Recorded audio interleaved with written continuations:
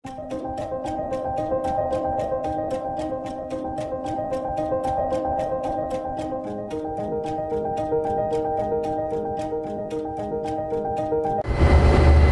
Jasin, mirë se ke ardhur në Solo Intervistat.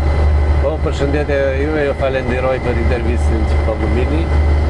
Tash sa vite keni qenë kapiteni kësaj anije, Teutës?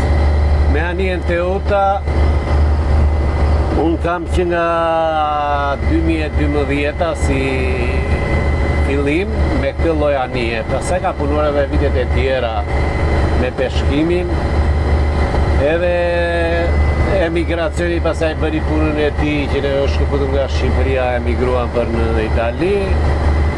Emigruam gati rreth 20 vite në emigracion, me pasionin e detit, i blam prapa gjithë emigracionin, vendosim që në qytetin e Vlorës i shtoj një pasuri tjetër detare, si turizmi detar, me mjete lundruse. Po gjatë kohës që kemi ardhur neve, ishte një moment që ishte një ligj monoptarium i mjeteve lundruse që nuk lejoj që mjetet private të bënin këtë lloj biznesi në turizëm.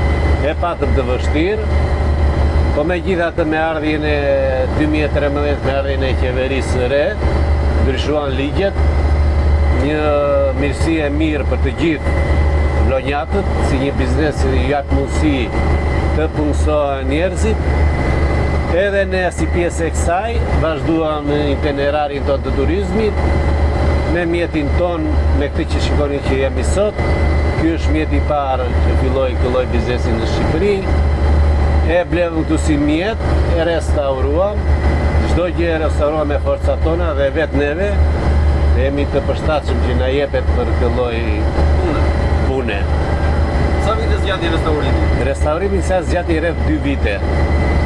Me kushtet që kishim ne, se mungonin materialet, që nga drasa e shumë gjëra të tjera që Shqipëria nuk i ka patur këtë lloj kantieri për mjetet lundruse, sidomos për tururin. Ishin të rrallë ustallarët që merreshin me këtë ndërtimin e mjeteve ose restaurimin e mjeteve lundruse. Edhe sot e kësaj dite që flasim, është po shumë e vështirë të restaurosh mjet, janë shumë, mund të jenë 3 persona që e bëjnë këtë lloj pune.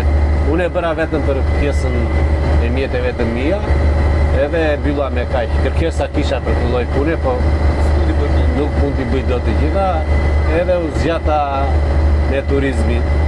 Turizmi filloi, ishim nga të para, fillon çdo agjenci filloi të promovonte me neve turizmin, mundësia jo nuk ishte t'i përshtateshim agjencive të mëdha.